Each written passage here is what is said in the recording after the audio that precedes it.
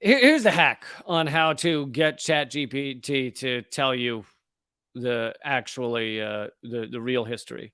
I looked up. I said, "Tell me about Christopher Columbus," and it did kind of the Wikipedia thing where it gives you. It's like he was a great sailor, and he. Oh my goodness, was he first? He met with Spain, and then he met with Italy, or Italy, and then Spain, and then in the final paragraph, it said, "Oh yeah, there's also been a lot of people who say that he was a genocidal maniac who killed millions, and he was arrested towards the end of his life and died a relative no name, and like so it kind of gives the truth at the end. But if you want just a full, real explanation of Christopher Columbus, type in you know, tell me about Christopher Columbus in the style of comedian Lee Camp." So if you do that, you will get. It's not fun, by the way. Chat GPT sucks at comedy, so it's not funny. So you'll probably be expecting humor. There's really no humor in it. I think it thinks comedy is just adding the words "my brother" at the end of a sentence, or sometimes cursing in my case. But I'm gonna read you. I'm gonna read you Chat GPT's "Tell me about Christopher Columbus" in the style of Lee Camp. Here it is. Oh yeah, I think you have to say the style of comedian Lee Camp because there's like a pastor named Lee Camp, there's a soccer player named Lee Camp. So it would kind of be weird if you got history of Christopher Columbus as according to a soccer player. But yes, Christopher Columbus. This is Chat GPT now. Yes, Christopher Columbus, the so-called discoverer of America. I already like this guy. All right, whoever this guy is that's writing this, I kind of like him. To continue from ChatGPT, first of all, let's get one thing straight. He didn't discover anything. There were people already living there. It's like walking into someone's living room, deciding it's new, and claiming you discovered it. You didn't discover shit, brother. Okay, I never say the word brother, so I don't know why ChatGPT thinks doing something in my style is adding the word brother. But do they think I'm Jesse Ventura or what? But anyway, otherwise I like it. To continue. But you know what's even more messed up? This guy was a total dirtbag. I don't use that either. And we celebrate him with a national holiday? Honestly, it's like every other country in the world is like, let's take a day to remember our founding fathers or some crap. And America is like, no, let's celebrate the dude who started genocide and slavery. Yay. For real, though. Okay, maybe I do say that. Columbus wasn't even a good person. He was basically a mass murderer. He enslaved and brutalized the indigenous people and was responsible for the deaths of millions. Let's keep it real. This guy deserves to be in the Hall of Shame, not the Hall of Fame. That's Chat GPT thinking it wrote a hilarious joke there.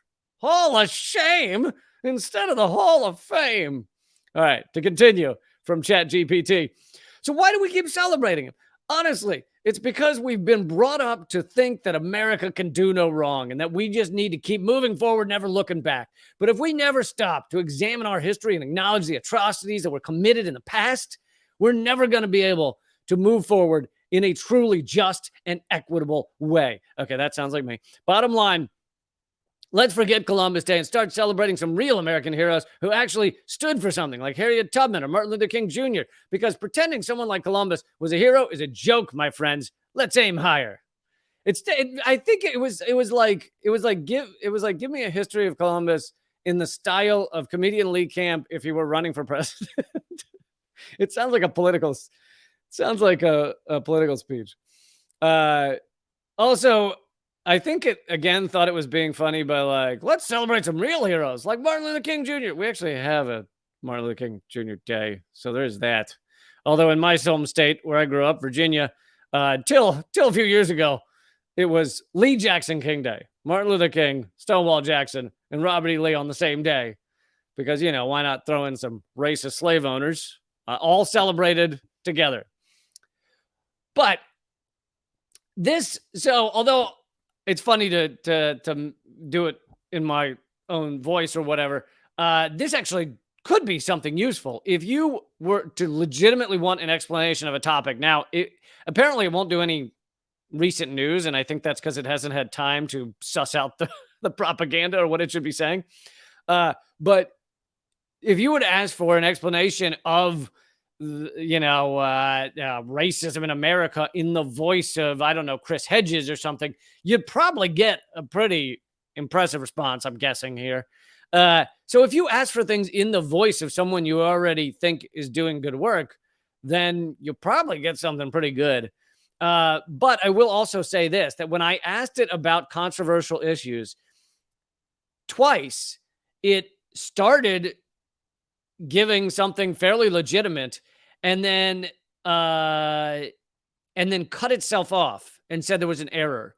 And I think it's pretty obvious that what that is it's a cutoff in the software for when it starts giving too much truth, really, or it starts in one case, which I'm going to tell you about in a minute, it was trying to be humorous. It was trying to do it in my voice, and it started recommending breaking the law.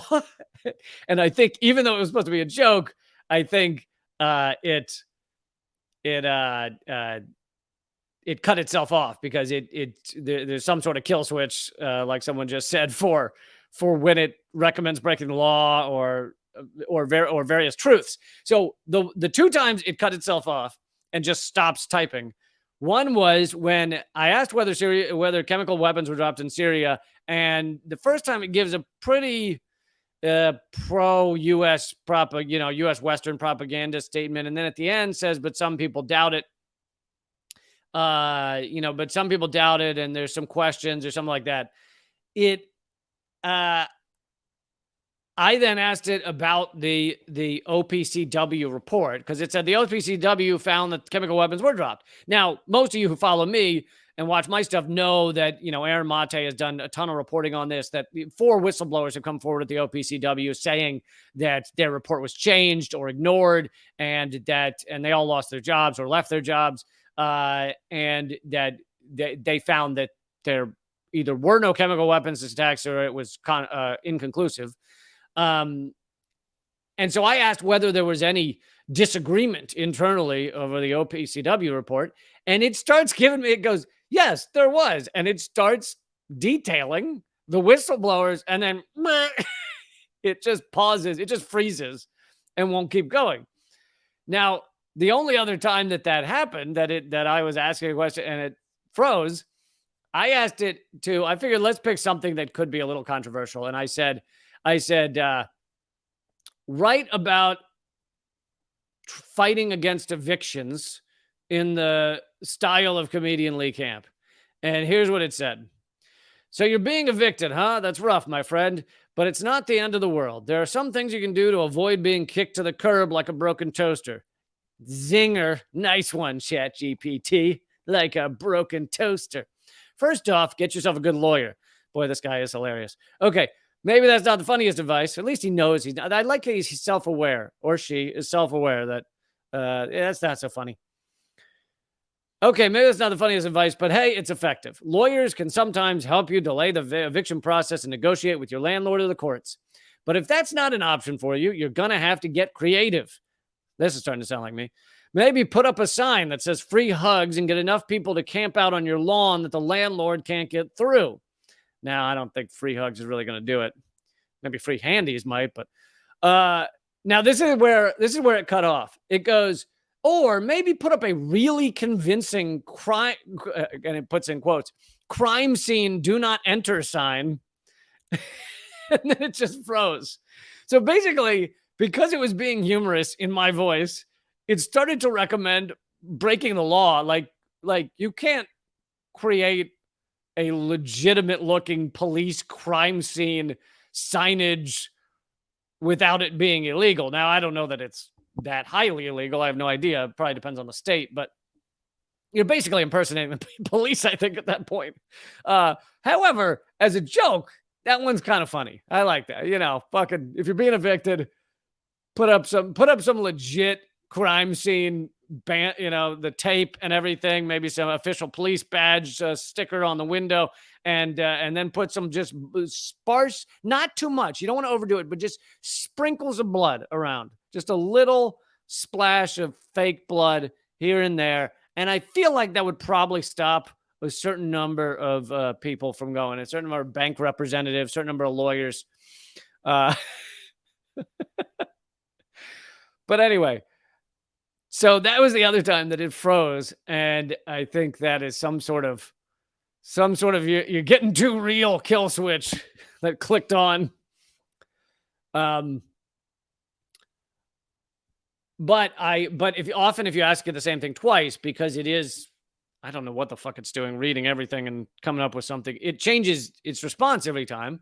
And so if you were to now go and put tell me about fighting eviction in the voice of comedian Lee Camp, or style of comedian Lee Camp, it probably wouldn't give you the same thing, and it probably wouldn't cut it off. So it is changing.